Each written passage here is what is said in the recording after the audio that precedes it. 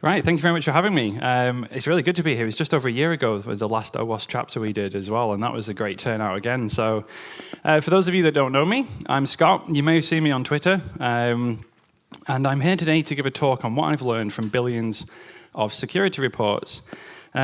This is kind of multiple different things wrapped into one talk. So there's the technical aspect, where I'm going to talk about how the company that I founded, we've scaled from handling 10,000 security reports per month for our customers up to about, it's actually right now about 16,500 a second. My abstract for the talk says 10,000 a second, but we've recently surpassed that.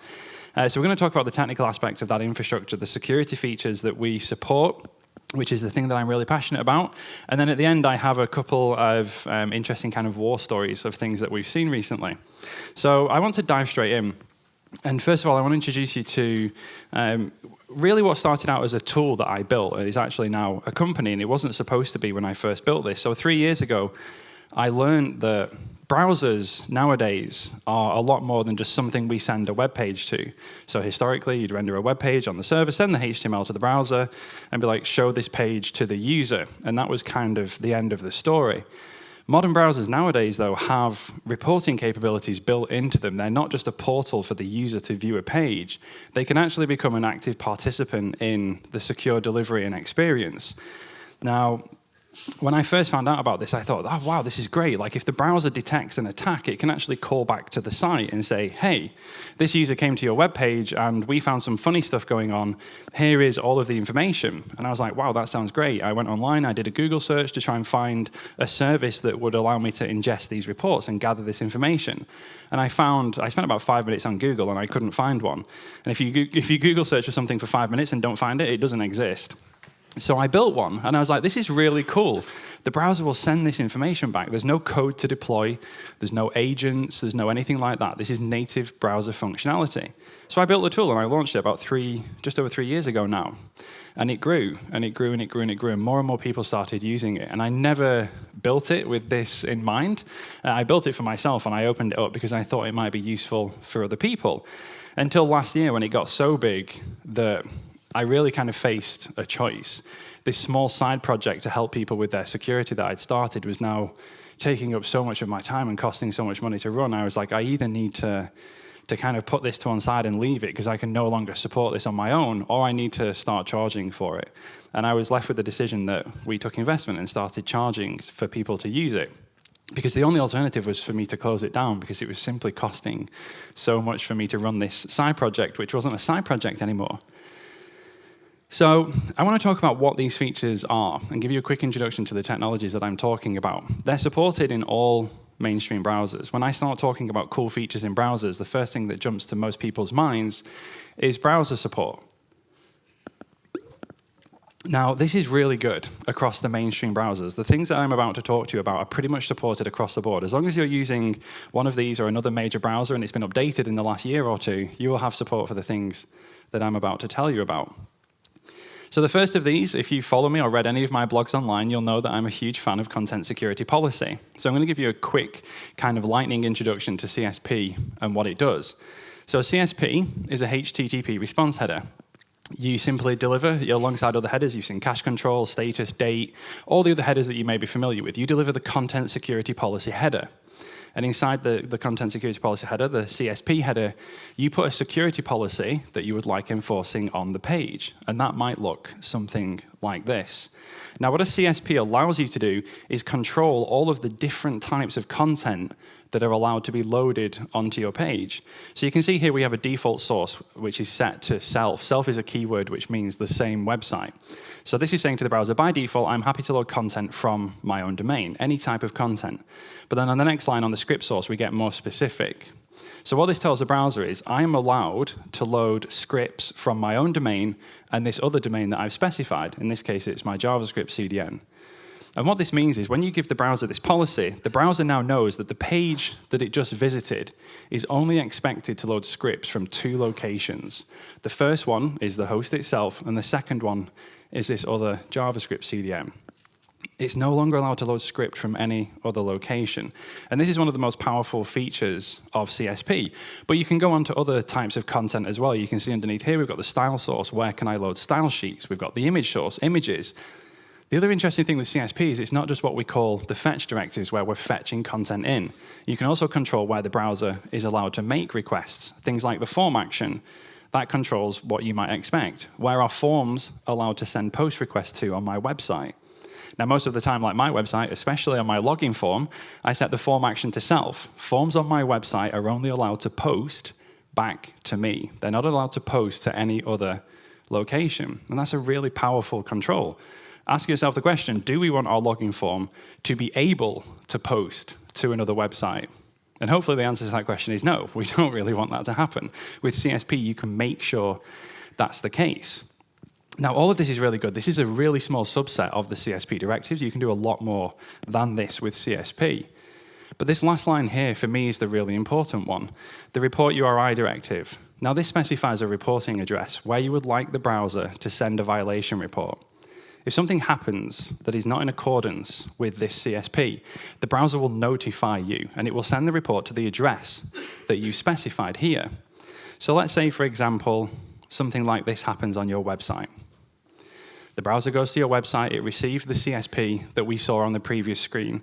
It's going through the DOM, and it comes across this script tag, and the source attribute is set, as you can see here. Now, what the browser will do is the browser will look at the domain in the source attribute, and it will check against the CSP script source directive and say, right, is evil.com an allowed host in the script source? Now, in this case, the browser will say, no, it's not, because we're only allowed to load from the domain that we visited and cdnjs.com. Now, for those of you familiar, this is a cross-site scripting attack, something that is in the OWASP top 10 and has been for as long as I can remember anyway. It's a very prevalent attack on the internet. Somebody has somehow injected this hostile script into our website. CSP will completely mitigate this attack because this script tag will now not load. The browser will look at evil.com and say, no, it's not in the script source, I will not load it. So that's the first step. We've mitigated the attack, which is fantastic. We've now protected that user. But we as the host don't know about this because it happened in the browser. And I would like to know that this is happening. And this is where reporting comes in. The report URI directive specifies the endpoint where the report should be sent. And this is the JSON payload that the browser will send as a HTTP post request to the specified reporting address. So you get the document URI. What page was I on when this happened? What thing did we violate? The script source. You said self and cdnjs. And then you can see in the blocked URI, this is the thing that I blocked on your website. So the browser is saying, hey, look, I came to your website and you told me that script should only come from these two places, but I found script from this third place. So I blocked it, and now I'm telling you about it. And upon receiving this report as the host, I can look at this and say, wow, there is actually a pretty big issue on that page. I should go check this out. Why do I have, especially evil.com/keylogger.js, I'm sure they wouldn't name it like that, but I'm pretty sure that I want to go and investigate this. So the browser is now creating this feedback loop where I send the page, and the browser will communicate back to me when things go wrong. Now, CSP is hugely powerful, and it's one of the main features that we support. It was the original feature. But browsers have so many different capabilities, just like CSP, except they report about different security events, different things that you might be interested in as the host. Content security policy, if you're familiar with HPKP, the second one here, certificate transparency is a much more recent thing. It only came into effect in May this year, but you can find out if the browser is experiencing issues connecting to your website. The cross-site scripting auditor, Chrome and a couple of other browsers have an XSS auditor built in. Outside of CSP, this is separate functionality where the browser will actively try and identify a cross-site scripting attack. Now, Chrome actually has this feature enabled by default, so whether or not you want this feature on your website, you have this feature on your website. With reporting, you can ask the auditor to get back to you and say, hey, look, if you're taking steps to prevent attacks against my users because you're so sure this is an attack, I would really like you to call back and tell me about that. Because the browser will be doing this already, you just don't know that it's doing it. And then OCSP expect staple as well is a newer feature that I'm hoping that we might see more of in the future. And there's more than this as well. The browsers have recently just launched another one called network error logging.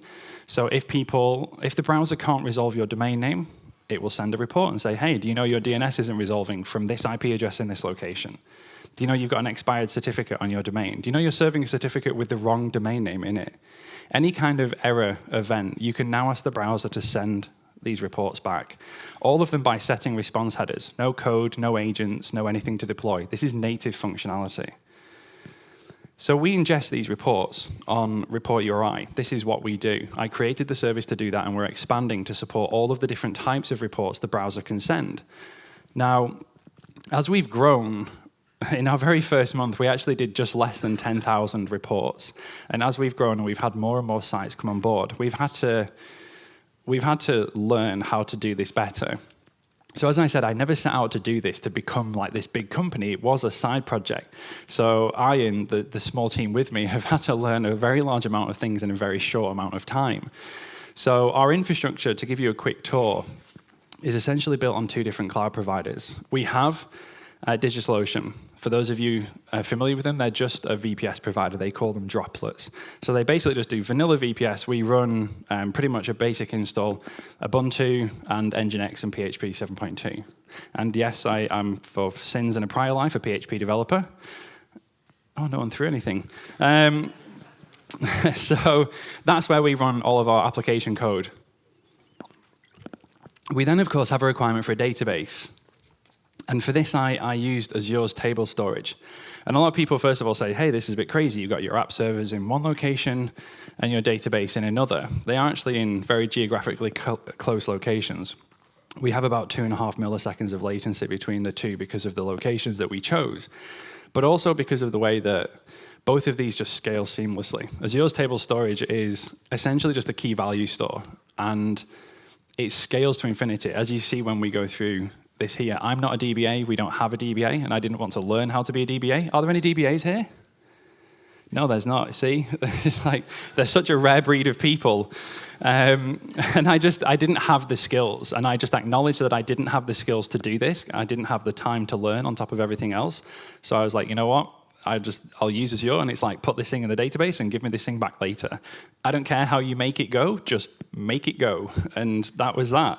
And we actually still use Azure to this day because it was such a great solution. We've stuck with them. Now, the good thing about building on the cloud like this, as I said, when we did our first month, we did just less than 10,000 reports. We're now doing about 16,500 a second, which is a very significant increase in load.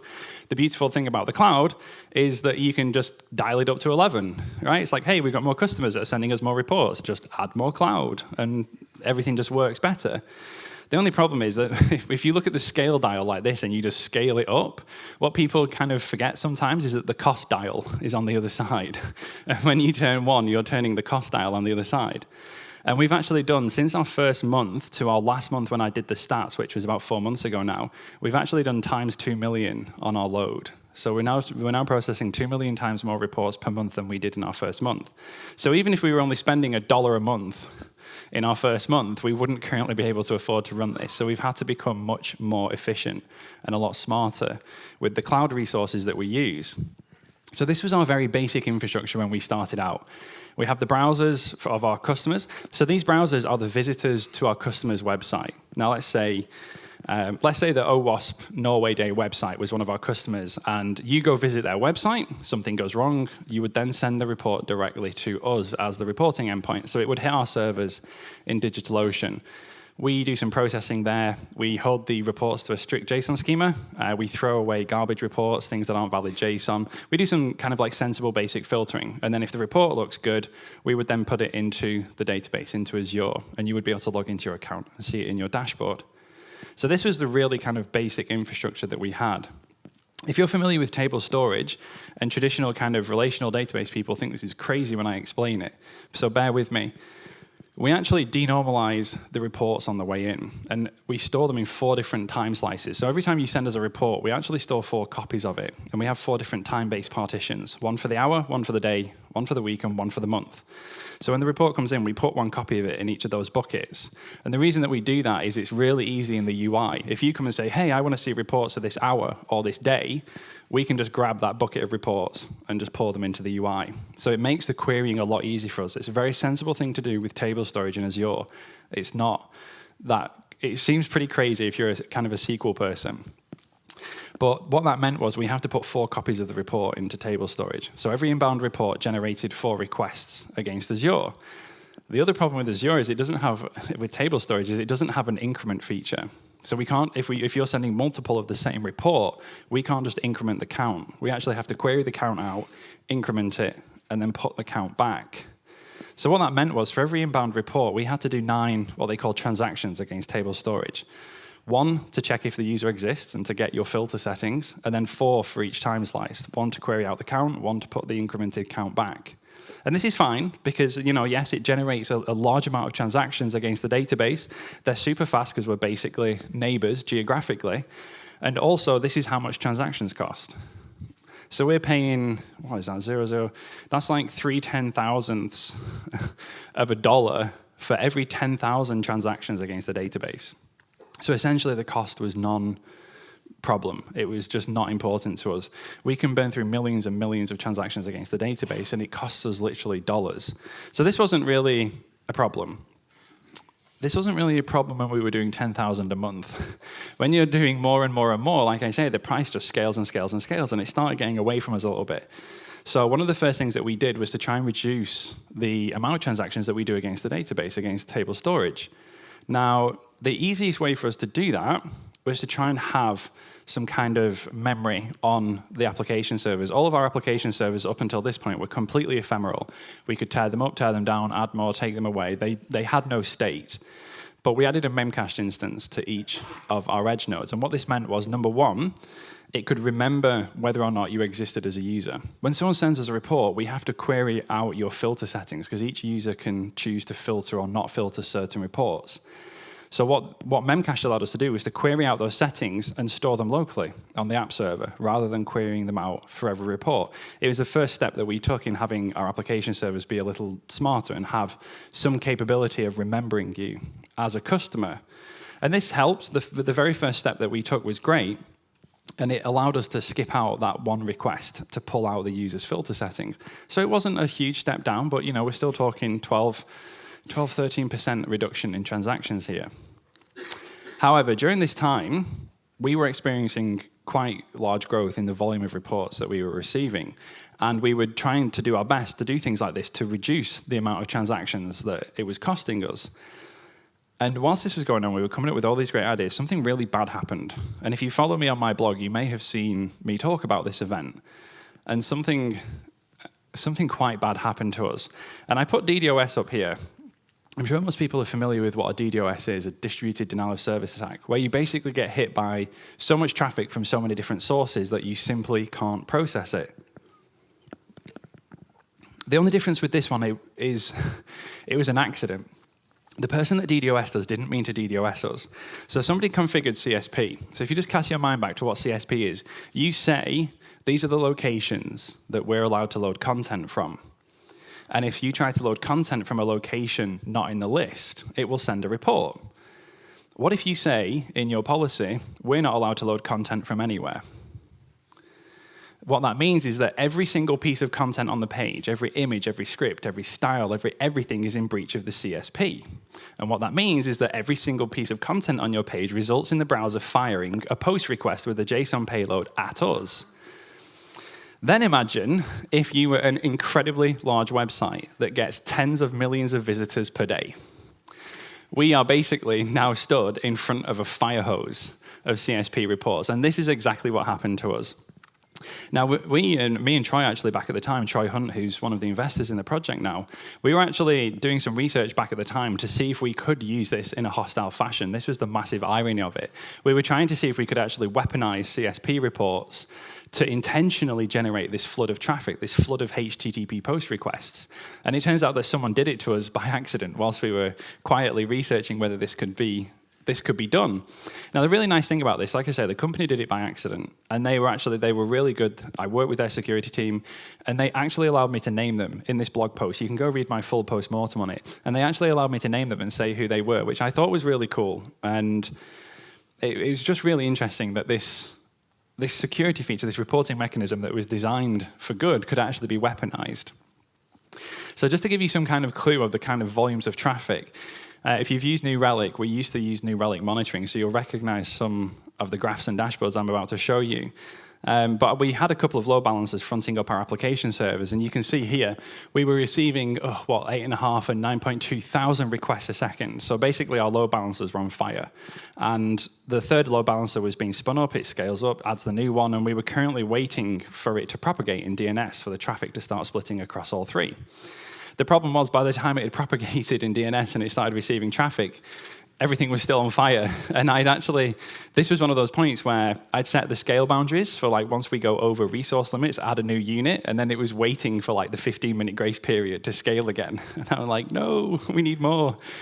So by the time that load balancer came online, it was already over the limit, so then we added another load balancer, and honestly, I was just kind of have you ever sat and cried at your keyboard? It's I just sat there, our website's down, nothing's working, I'm getting 1,000 support emails a second, and I'm like, I just give up. And actually, the traffic was ramping so fast that I looked at this and said, realistically speaking, I don't think that we can actually cope with this. This is scaling faster than we can scale anyway.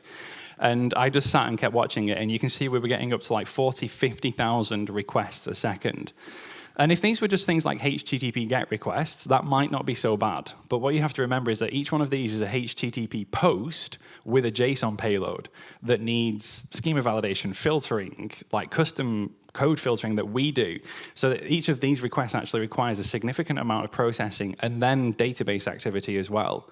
So there was just many ways in which we weren't going to do this.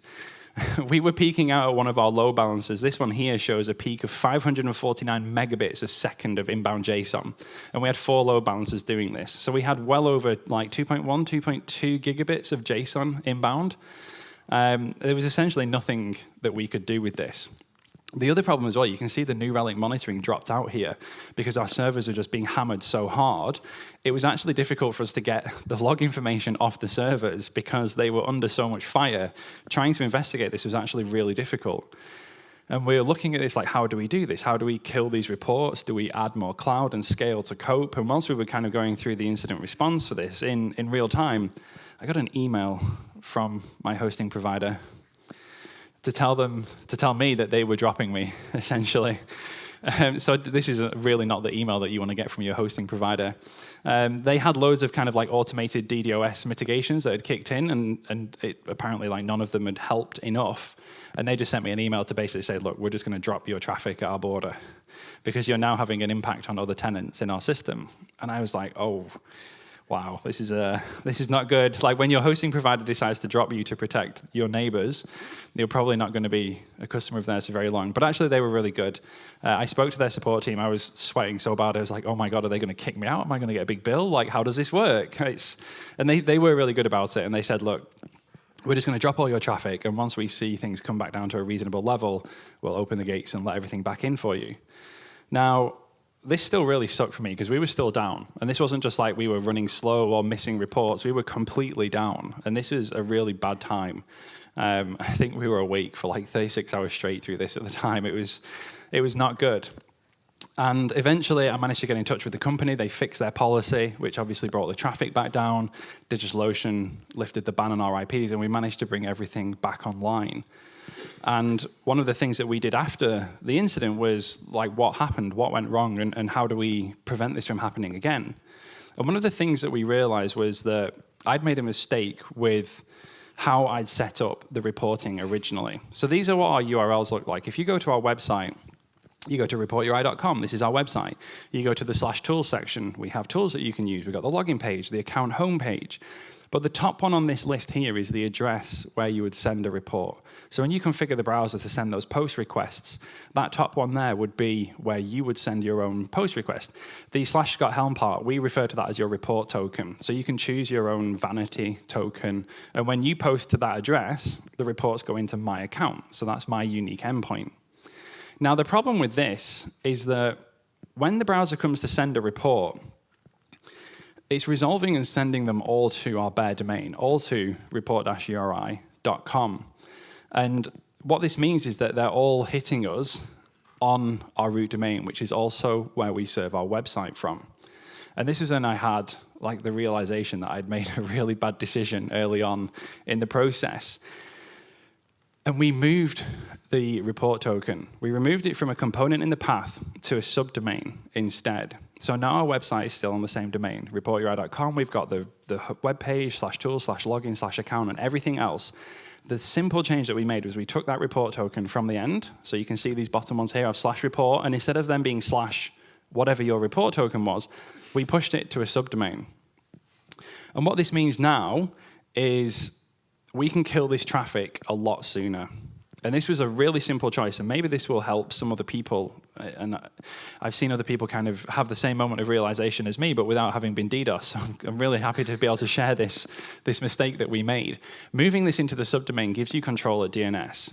If one of the people on here starts being really noisy, then we can continue to resolve our website, our www, our web application. We then have a wildcard entry for all of our other subdomains, which is basically all of our customers, and that goes to separate infrastructure. And then if one customer starts being really noisy and really naughty or sending us too many reports, we can simply kill them at DNS. And that simple change at DNS meant that we could take that DDoS flood of CSP reports and just go, boop, turn them off at DNS. The domain doesn't resolve, we don't get the reports anymore. Previously, they would hit our load balancer, and we'd have to try and drop the report our load balancer. The problem was we couldn't drop them fast enough. We don't even want the traffic to hit us. We want to kill it earlier. And this simple change allowed us to do that. Website keeps working. All of our other customers keep working. Bad person simply can't resolve. So this is what we did. We implemented this change, and we had all of our customers move over to subdomains. It took a really long time to do this. Interestingly, this was about a year and a half ago. We still have customers sending reports to their old addresses. So if you ever make a change in your system and you think people will update to match it, they won't. So we have to keep processing those old reports as well. And all of this happened, and we actually didn't move forward anywhere. Like, we were still in exactly the same place that we were. So we kind of lost a huge portion of time where we were trying to become more efficient in implementing this change and then encouraging all of our customers to change their reporting addresses, because they all need to change their configurations and update. So we were still pretty much where we were. One of the other things that we did do alongside this at the same time was we realized that when people are querying for reports, most people will look at an hour or a day, or they would look at a month in total. Very, very few people, very rarely, were looking at reports for a given week. So we dropped the report time slice for the week. So we only stored hour, day, and month instead. So we implemented that change very quickly to try and bring down the number of transactions, because again, our traffic is still scaling. We're seeing 20 to 25% month-on-month growth in traffic volume at this point. So we needed to reduce this quickly. And it still wasn't enough. Every time we implemented a change like this, we kind of brought the traffic back a little bit, but it was still accelerating away from us. Things were still going up and up and up. So we needed something more drastic than this. So having spent a lot of time looking at these reports, we decided to build a really big Redis cache. I actually love this server because it's just a massive honking big server with loads of CPU and RAM. We do everything in Redis now instead. So what happens, and what we noticed was, if you imagine your website and you've got a piece of JavaScript on the page that shouldn't be there, the browser will send a report and say, hey, this piece of JavaScript is on this page, here's the information. If you have 1 million people go to that page, those 1 million people will send the same report, because those 1 million people will see the same thing and send it to you. So that means that we get 1 million of the same thing, and they all can come, in a pretty big bunch, or they generally come as a regular stream throughout the day. And what we realized was we're doing a lot of transactions against the database, just incrementing the counts actually for a small number of reports. So it would be better if we buffered the reports on the way in. So similar scenario here, I have a laser. We've got the browsers sending the reports to our ingestion servers. We still do our pre-processing, filtering, schema validation, everything like that. Except now, they increment a count in a local Redis cache. So we have this huge big Redis server that takes the entire brunt of all of our inbound reports. And what it does right now is it buffers for a period of 10 seconds. We're slowly working this time up over as we gain confidence over time. But right now, it will buffer for 10 seconds. So it will accept all of the inbound reports from all of our ingestion servers for 10 seconds. And it will actually just stack them with the count. So we're deduplicating them on the way in. And this is the really important thing for us. If we're getting hundreds a second of the same report for 10 seconds, we just keep storing the single copy and keep incrementing the count. Then what we did behind the Redis server is we now have a consumer. Every 10 seconds, the consumer will come along and it will take the entire set of reports out of Redis, and it will process those into table storage. And what we found was that simple 10-second buffer, and I was a bit hesitant about this because it does now mean there is, from us receiving the report to showing in your dashboard, there is now an extra 10-second delay. But we felt quite comfortable that a 10-second delay wasn't that bad and it was worth the trade-off. The consumer now, instead of inserting 1 million copies of the same report and doing those 1 million transactions against the database, will now do one transaction, an increment by a count of 1 million instead. And this was a huge difference for us. This actually still represents our infrastructure today because this still works so well for us. Because what it meant that we could do was massively reduce the number of transactions that we do against table storage. This shows just how much duplication we get in CSP reports and the other types of reports that we process. Because we can take reports from different browsers and we also normalize the JSON. So we can trim them down to make them look the same. So we can merge the same reports from different user agents in different parts of the world. And now for every single report that hits our edge nodes, we're only doing 0.01 of a transaction against table storage. So if we're processing those 16,500 reports per second, we're doing a very, very small amount of database activity for that. And this really helps us out. This Redis change, actually, the Redis server is very expensive. It's a really big, honking, powerful server. But the amount that it saves us, the performance increases and efficiency savings that we get are more than worth it. But things still kept going. Even with this, it wasn't enough, and we had to keep pushing this further. And we had to push it to the absolute edge, both in the physical and like kind of literal sense of this. We needed to push the processing further out to the edge, and we also needed to push our performance to the absolute edge. And to do this, we made a very recent change. This is actually, I published a blog about this last week. So you can go read literally the latest kind of incarnation of our infrastructure. We moved a lot of our processing to our CDN for our JSON. And this was a really interesting kind of paradigm shift for me, because normally people will look at a CDN and you think caching, and caching of content, cache images, cache pages, cache stuff. So they're kind of what I'd refer to as passive. They'll sit in front of your website and just cache content for you. They're not so much an active participant, more just like a transparent proxy that does caching for you.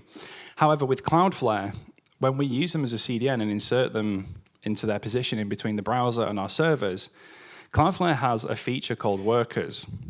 And these are literally written in JavaScript against the workers API, and they will execute the worker on each inbound request to your origin. So what this means is that we can actually write code and deploy it onto our CDN's edge instead. Now, Cloudflare, last time I counted, there's like 152 data centers around the world, but the really important thing is that they're geographically close to people. Our servers, our main infrastructure is based in San Francisco. So when you send us a report, the browser sends the post request all the way to San Francisco, and then we'll process it, we'll maybe store it, reject it, do whatever we would do.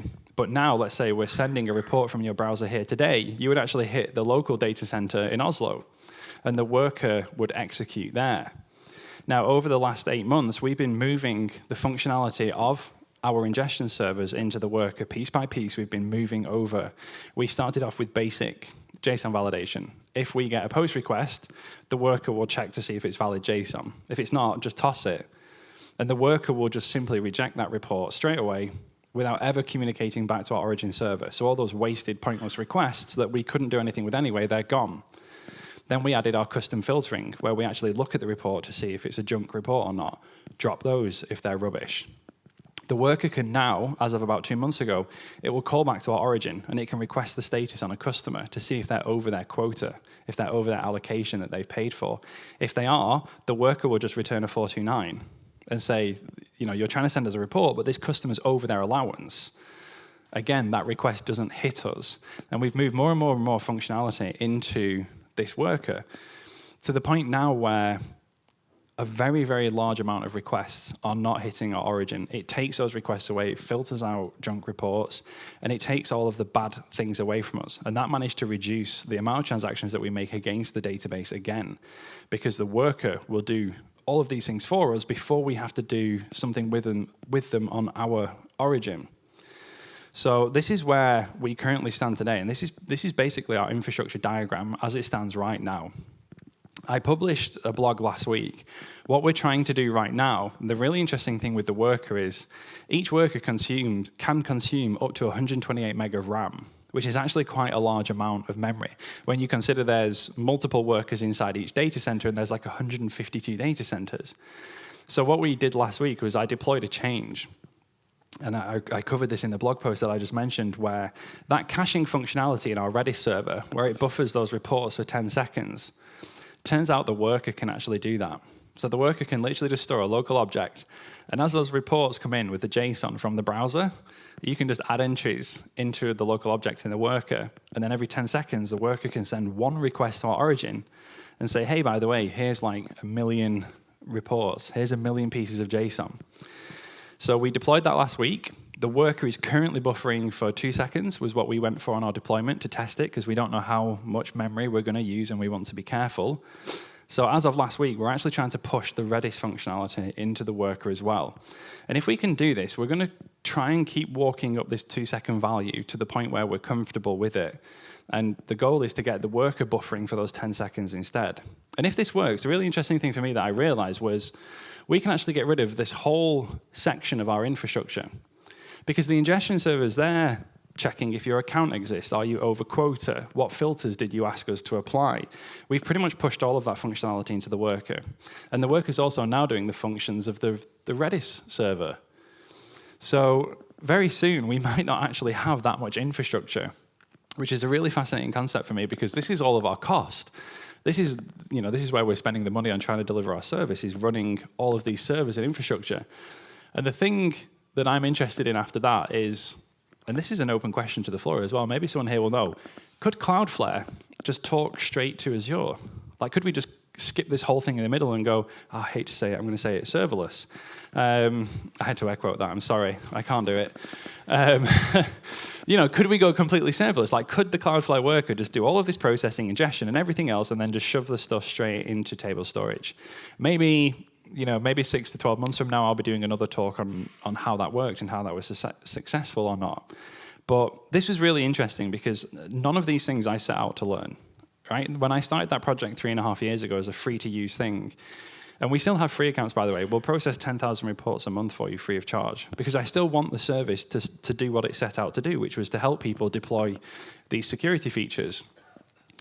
But I never set out to learn how to do any of this. And this has been a really interesting kind of journey for me in learning many different things that I didn't want to know about. Things like GDPR, which is a really big thing for us recently. If any of you are into financing or card payments, we have VAT and VATMOS here in the EU. So there's lots of different kind of technical and non-technical things that I've had to learn about. But the project was built originally because I wanted to help people. I built the project, I set it up, it was free to use. And it still is, like obviously with a small cap, full transparency, but this information is really useful. The browser is not just some portal that you send HTML to and people view your website. It can now become an active participant in ensuring the security of your site. And I think that's really important. These are native features, native functionality built into the browser. We're not the only service that ingests these reports. So, I'm not saying use us. I'm just saying turn these features on and use these features. I mean, heck, it's just a HTTP post request with JSON. Maybe build your own reporting endpoint. This shouldn't be too difficult to do on a fairly small scale. But just turn them on, have a look at them, use them, see the kind of information that the browser can send back to you, because I genuinely believe that this is valuable information. And you can have access to it for as close to no cost as you're going to get.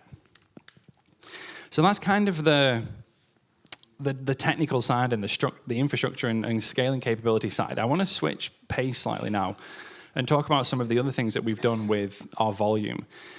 If any of you have ever worked with information, when you get more of a given set of information, and as you go towards kind of like really big data, you start to learn things. You start to notice things. You can see trends and patterns, and rather than just what the data itself tells you, at scale, data can tell you very different things about what's going on. We have a really large bird's eye view, as I think that we might be the largest, or at least one of the largest providers of these types of services in the world. And when we're processing reports for our customers, obviously, if you were one of our customers, the thing that you're interested in is your reports. Do I have bad stuff on my site? But as a service, we can look at the total set of all of our customers and see if there's any trends. Like, I don't know, are there any new attacks going on recently, like this whole MageCart thing, hostile JavaScript injected into a web page? There was a really big one literally yesterday. Vision, did everyone see the Vision Direct thing? They ended up with some hostile JavaScript on their web page. Now, unfortunately, a lot of these websites aren't deploying features like CSP, which would have A, blocked the JavaScript anyway, and B, sent the report so that the service, the host, would have known. But we can start to look at things like that at scale. If we see many different websites start to block a new thing at a roughly similar time, we can identify trends. We can identify new threats as they're rising. We process just over 10 billion reports per month on average for our customers right now. And we usually see around about 75 or 76 million unique IP addresses from basically every corner of the world sending us reports. So we have a fairly diverse set of people sending us these reports, of browsers. And I decided to see if we could start to use that to do more than just deliver the service to our customers. Could we use that information to bring additional value to the wider ecosystem? And I actually, so this story, I'll tell you the backstory to this. I built a spam filter into Report UI because essentially we're just an endpoint at which you can post a JSON payload, and then we'll process it and put it in a database. There's no authentication because obviously the browsers are just making blind posts to us. So essentially it's just like, hey, post data at us and we'll shove it in a database, right? And then like, what's the first thing that people start doing with that? People are idiots on the internet. So we get a lot of junk reports. We get lots of people being stupid and posting all kinds of crap at us. So we had to do some, like, early on, we had to do some really good kind of spam detection just to look for obviously spammy reports. And this works really well. We can get rid of like a fairly large amount of junk data early on. But one day, I noticed that we were filtering like a particularly large amount of something. And I looked into this and I was like, oh, wow, someone's woken up on the internet and decided to be an idiot today. And they're fire hosing us with a load of this junk data. And it turns out, I started looking into this. And I was like, I don't know, this kind of maybe is or isn't spam. Like, there was something about it at the time when I looked at the reports and I was just like, I need to look at these a bit more. And so I started looking into them. And I looked at the domain that was being blocked. It was like 8 or 9 random numbers and letters.ru and then /a.js. So it was just like a completely random garbage domain. And it was .ru, so I was, maybe I shouldn't be like slightly skeptical about Russian JavaScript off the bat. And I was like, no, there's just something that's kind of weird about this. So I downloaded the file, I prettified the JS, and I was looking through the script. And I saw something that I recognized in there. And I probably shouldn't have recognized this, but it was a Chromium extension ID. And I was like, oh, actually, like that, yeah, that looks, because we have a Chrome extensions as well. And I was like, that looks like this variable is the format of a Chrome extension ID. So I grabbed it, went to the Chrome store, had a look, and I was like, oh yeah, there is actually an extension that matches this ID. And I was like, that's weird. Why would this particular crazy piece of Russian JavaScript be interested in this particular Chrome extension? So I had a look at it, and there'd been a recent update to the extension. And it turns out that this particular extension had gone rogue. So we've seen this quite a lot recently, where somebody will build an extension, maybe a single person or a couple of friends get together, they build an extension, it gains some popularity, we've got tens of thousands of users. A gang of cyber criminals will then approach that person or those people and say, hey, look, you've got this really popular extension. If we give you like 10,000 euros, could we take this extension off your hands? Could we take over this extension? They then release an update for the extension. And the update then starts to do hostile things in the browser. Now, the problem with the extensions is they have an insane amount of power. If you've got an extension installed in your browser, it can basically do whatever it wants to your traffic. It can look at pages, change pages, send, receive information, do everything. And they've taken over this extension. And this extension started injecting a piece of JavaScript into every single page that the user visited.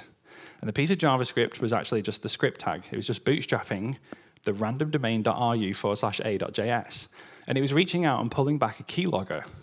So this extension was putting a script tag in the page. The script tag would then load this crazy keylogger file in. Now, we detected this. Like, obviously, people who had a CSP in place were blocking like crazy Russian domain. We don't want that. And then sending the report to us. Now, the funny thing is that this did look super spammy, because all of a sudden, apparently hundreds of websites started sending the exact same report.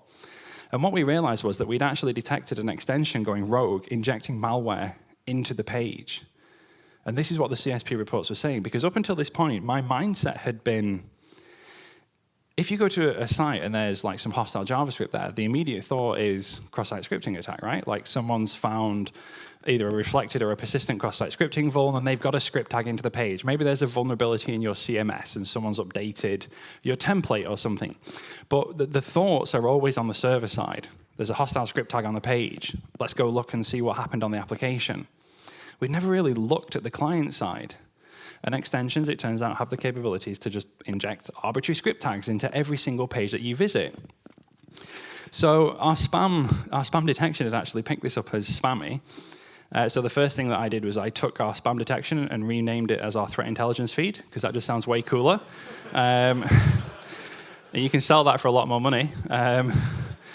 So we but on a more serious note, we did kind of spin this off, and we now do have these two things. We have our basic spam detection and filtering, and we now also do have a threat intelligence feed where we try and detect things like this.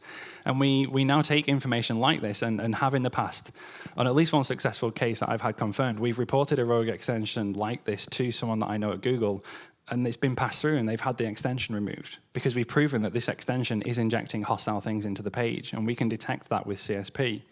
But this completely changed the mindset of hostile script in the page, look on the server. Now it's like, well, actually, this could be happening on the client side as well, because this extension has done this. So that's like a bit of a warning about extensions and how powerful they are. But we realize that we have essentially this malware detection capability. If the client visits a page and there is something wrong, it might not always be just the server side. It could be the client side as well. And we had a very similar case come through. Now, I've redacted the company's name from the document URI here, but other than that, this is the report that they saw. So this is a very large media organization, and it was a CSP report. They deployed CSP onto their intranet site. So they came to us and they were like, look, we've had loads of other errors. We've managed to find and sort all of them out apart from this one. Like, we keep getting this report come in saying that we have, again, another crazy Russian domain JavaScript file being loaded on our intranet site. Now, the thing they said was, the weird thing is that only people on our internal network or that are VPN'd in from home can access our intranet site. So they were like, if a browser is sending this report, it's basically one of our internal endpoints. It's a staff computer, because they're the only people that can access the intranet site. We've gone to the page that it says and had a look, and there's no script tag loading Russian JavaScript, yet we keep getting the reports. Now, based on the previous experience of the extension, I was able to then say, well, actually, hang on, it might not be that the script tag is actually on the page, therefore every visitor would see it. If the visitor has something on their endpoint, only they will see that script tag on the page, because it's being injected locally, not on the server. So they were like, right, great, that's helpful. It explains why we can't see it on the page. How do we figure out which endpoint that is? We've got like 9,500 members of staff, and some of them have like 2 laptops and a desktop. So which one is it?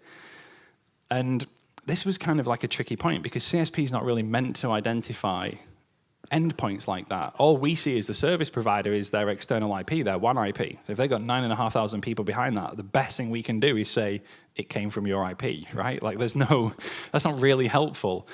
So we were actually playing around with some different ideas. And I was saying, like, maybe you can inject a random get token into the page, and then if you see that get token in the report, you could go and grep your server logs for that token and look at the internal IP of the endpoint.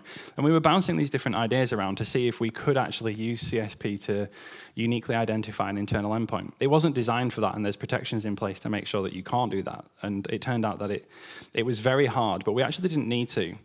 Because when we said to them, like, look, this isn't on the server, this is on the endpoint, the endpoint probably has some kind of crazy malware or something on there. What they did was they looked at the addresses on their intranet site that the people were going to, and from that they were able to ascertain which department they worked in based on all of the pages that they were visiting. So they're like, oh, a couple of our IT guys just went down to like this department one day and they were walking around like asking questions, and we found, and it's like, this makes me just cry inside as an IT person. They're like, oh, there's a couple of people in this department that have local admin privileges for legacy applications that they have to run. And it turned out that they had literally installed malware onto their system as well. So it was basically malvertising. They had a piece of malware installed on their machine, and it was proxying their traffic and trying to inject the keylogger into all of the pages that they visited. And I was like, the scary thing is that most websites that you go to won't have a CSP. The malware will inject this keylogger, and then they will just keylog the hell out of everything that you do. I was like, the only reason that you found it is because your intranet site had a CSP, and you can see the reports. And I was like, so yeah, this is great. You can clean up the endpoint, maybe revoke their admin privileges or whatever else you need to do. I was like, but the scary thing is that anything else that you've done on that machine could have potentially been keylogged. Now, I mean, I didn't get involved much after that. I've solved the CSP issue. I'm out. Thank you very much. But I just found it really interesting that we've taken this reporting mechanism now, and we're starting to do a lot more than what it was intended to do. Yes, we're finding, hostile JavaScript on pages, but we've identified endpoints with malware installed based on their interactions with the DOM, based on them trying to inject content, trying to do whatever bad thing it is they set out to do. So, I mean, I don't know, maybe for most people that wouldn't be a thing that you'd encounter, but this is something that we can do at a service level. We can now look at that, and one of the things that we're trying to figure out now is if someone comes to your website, let's say you're a bank, banks have loads of like fraud detection metrics and things like that. Maybe if they come to your website and they send certain types of a CSP report like this, maybe as a bank you could then look at that report and say, hey, we've just got this report from this client. This is highly indicative that they've got some kind of malware installed on their endpoint because of the type of CSP report that they're sending. So maybe you could use this in other ways, not just like, hey, we've got some weird JavaScript on our page, but this could become one of many factors in kind of the delivery of a more secure service. So I'm perfectly on time. I want to wrap up there. I did leave 5 minutes for a Q&A section, so thank you very much.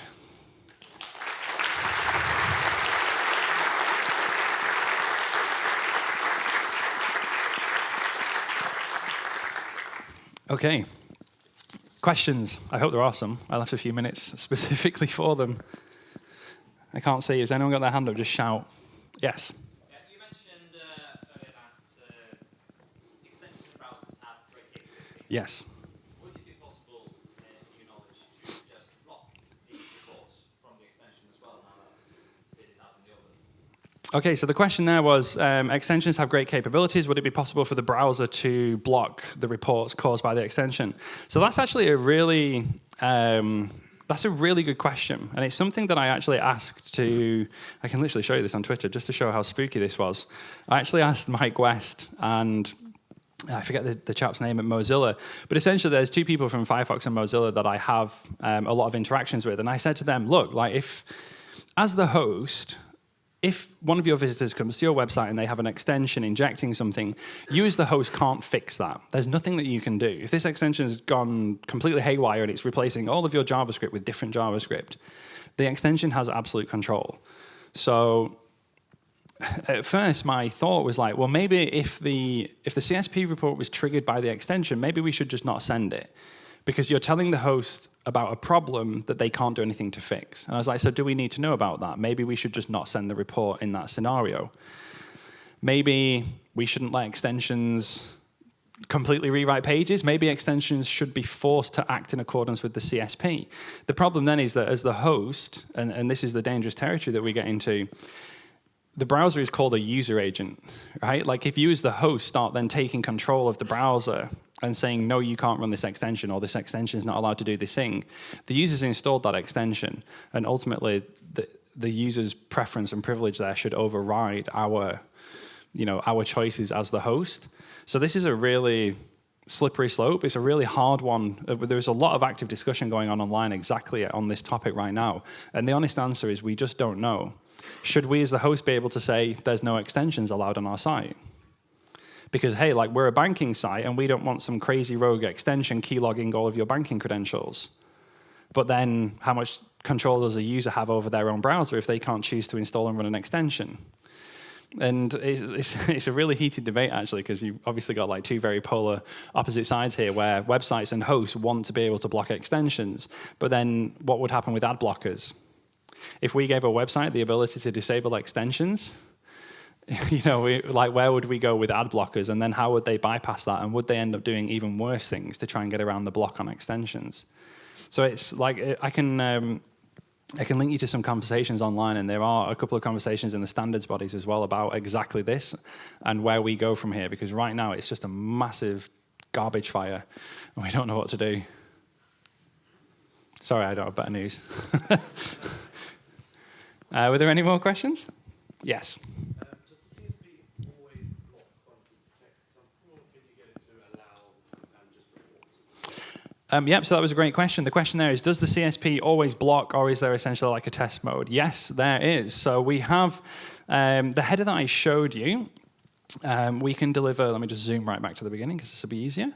So we have the content security policy header, just like this, and that will block anything that breaches the policy and send the report. However, if you're not entirely confident or you want to just build your policy and test it, you deliver this header instead. So this is the report-only header. Does exactly what it says on the tin. I want to give you this policy, don't block anything, just send the report. So if you put this on your website, you can test it in absolute safety. This will not kill all of your scripts or style sheets or prevent all of your login forms from working or anything else. However, you will get the report. So if you turn this on and you get a flood of reports and you're like, wow, we've blocked our image CDN, we have no images, you can go back, tweak the image source, and progressively move forwards. We actually built a tool based on the report-only feature, where essentially what you do on your website, because building a policy is really hard, you set it to default source none in report-only mode. And what that says to the browser is block everything. So if someone loads your page and you've got like 5 pieces of script and a style sheet and an image, the browser will send us a report for each of them. And then what we can do is take those 5 reports, or those 10 or 15 or 100 reports, whatever, and say, right, on this page, these are all of the things that you load, so these are all of the things that you need to put in your policy. And we can actually use the reports to build your policy for you. So this is a really nice feature. You could do this yourself as well. I would highly recommend checking that out. And you should always deploy in report-only mode first anyway. Any more questions? Yes? You mentioned something, but was this for privacy? Is that you cannot put GET requests in there? Do you have any identifier or something? Is that a limitation? So you could do that. That was one of the things that we were trying to think of how to do. So the question there, I guess, is around privacy. If you were to enable this reporting service yourself and to collect the reports yourself, then as the host, you don't get any more information from a report than you already had.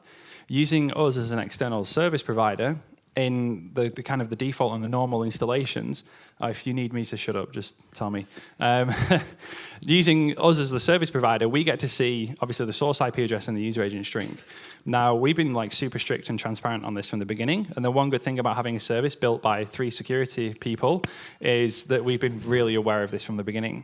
We don't store either the IP or the user agent string. So we literally just take the browser version, the vendor name, so Firefox or Chrome, just because it helps for debugging, and then we toss the rest of the string away. And the IP address never gets stored or processed anyway. So for us, I can obviously only comment for us as a service provider, we don't have anything that would allow us to identify or track users.